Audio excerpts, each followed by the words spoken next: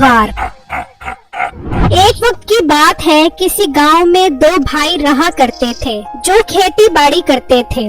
ایک کا نام بٹو تھا اور دوسرے کا نام میٹھا تھا۔ بٹو انتہائی شریف اور بھولا تھا، جبکہ میٹھا بہت چالاک تھا۔ بٹو اپنی بیوی کے ساتھ ہنسی خوشی زندگی گزار رہا تھا۔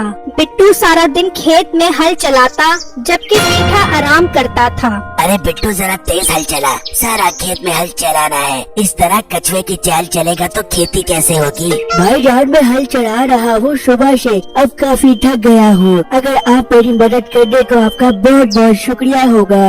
بٹو یہ تُونے کیا بات کر دی؟ اپنے بڑے بھائی سے ہل چلوائے گا؟ کچھ تو شرم کر۔ ہائے میں مر کیوں نہ گیا یہ بات سننے سے پہلے، آج بہت دکھ ہو رہا ہے مجھے۔ بھائی سوری مجھے معاف کر دے، میں اب آپ کو نہیں کہوں گا، میں سارا ہل خود چلا لوں گا۔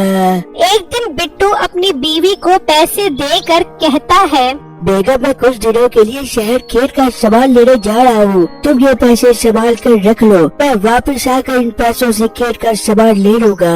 اجی میں یہ پیسے کہاں سنبھال کے رکھوں گی؟ آپ کو پتا تو ہے گاؤں میں بہت چوریاں ہوتی ہیں، آپ یہ پیسے اپنے بھائی کے پاس رکھوا دو۔ ہاں بیگم تم نے یہ آئیڈیا بہت اچھا دیا ہے، میں یہ پیسے بھائی کے پاس جا کر رکھواتا ہوں۔ وہاں میٹھا اپنے گھر میں بیٹھا تھا کہ اس کی بیوی کہتی ہے، ارے میٹھے سارا دن تو کھیت میں ہل چلا گئے ہے، تھوڑا کام اس موٹے بٹو سے بھی کروا لیا کر۔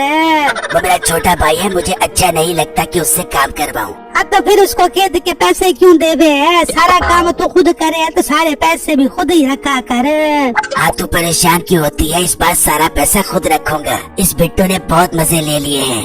اتنے میں باہر سے آواز آتی ہے، بیٹے بھائی ذرا باہر آنا، مجھے آپ سے ایک کام ہے۔ آ گیا تیرا موٹا بھائی، جا سن کیا کہہ رہا ہے۔ پھر میٹھا باہر آتا ہے، کہتا ہے، بیٹے بھائی میں شہر جا رہا ہوں کھیت کا سامان لینے، یہ پیسے آپ اپنے پاس رکھ لو، گھر میں بہت چوری ہوتی رہتی ہے، میں آ کر آپ سے پیسے لے لوں گا۔ بٹو یہ تم نے بہت اچھا کیا جو پیسے میرے پاس رکھوا رہے ہو، اب تمہارے پیسے بہت محفوظ ہیں۔ ٹھیک ہے بھائی میں چلتا ہوں شہر، 2-3 دن میں آپ کے پاس واپس آ کر آپ سے پیسے لیتا ہوں۔ پھر بٹو وہاں سے چلا گیا تو میٹھا سوچنے لگا، جا بٹو تیرا اللہ حافظ، تو نے مجھے پیسے دے کر میرا کام آسان کر دیا ہے، اب میں ان پیسوں سے خوب مزے کروں گا۔ واہ میرے تو مزے ہی ہو گئے، آج تو مرغ قورمہ بنواؤں گا۔ پھر میٹھا اندر آتا ہے تو اس کی بیوی پیسے دیکھ کر کہتی ہے، ارے میٹھے تیرے پاس اتنا پیسہ کہاں سے آیا ہے؟ ابھی بٹو آیا تھا تو اس نے میرے پیسے دینے تھے، وہ دے کر گیا ہے۔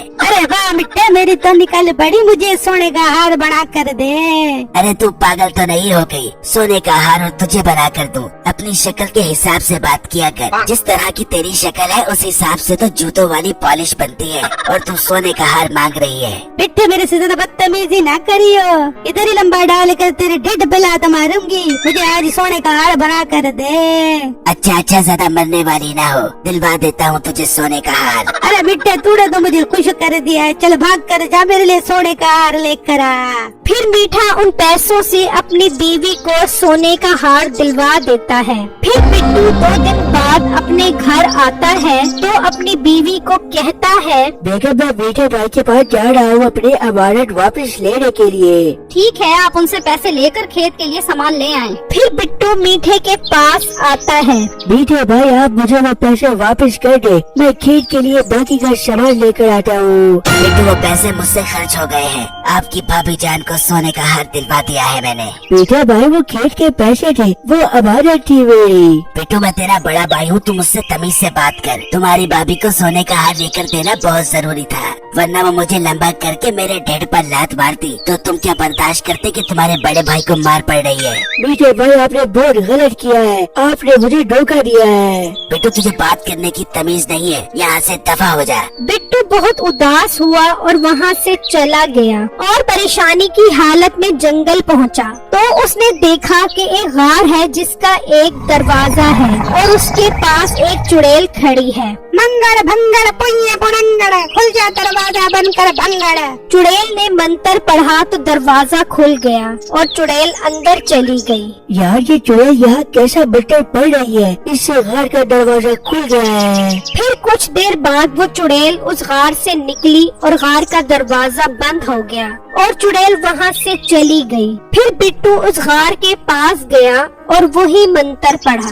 मंगड़ बंगड़ पुलिया पुड़ंगड़, खुल जा दरवाजा बनकर बंगड़। ये कहा तो दरवाजा खुल गया और बिट्टू अंदर चला गया। तो वो देखकर हैरान रह गया कि अंदर बहुत सारा सोना था। यार यहाँ तो बहुत सारा सोना है, मैं तो बहुत अमीर हो जाऊंगा और मैं खेती भी छोड़ दूंगा। वैसे भी बीते भाई ने मुझे बहुत जलील करके रखा हुआ है। फिर बिट्टू काफी सारा सोना लेकर गार से बाहर आ गया और गार का दरवाजा बंद हो गया।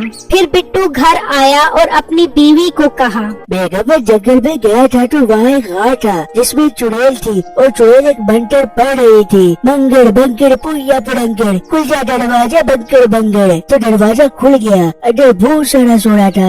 अब हम अमीर हो जाएंगे। बाहर मीठा खिड़की से ये बातें सुन रहा था। बंगड़ बंगड़ पुइया पुड़ंगड़, खुल जा दरवाजा बनकर बंगड़। ये मंत्र तो मुझे याद हो गया है। अब मैं भी उस गार में जाकर सारा सोना लेकर आता हूँ ताकि बिट्टू वहाँ से और सोना ना निकाल सके। फिर मीठा जल्दी से अपनी बीवी के पास गया और उसे सब कुछ बता दिया। अरे मिट्टे तूने तो आज जो काम किया मेरा दिल खुशी से बाग बाग हो गया है। अब जल्दी से घर में जाओ, सारा सोना समेट के आइयो। फिर मीठा बैलगाड़ी पर उसी जंगल में निकला।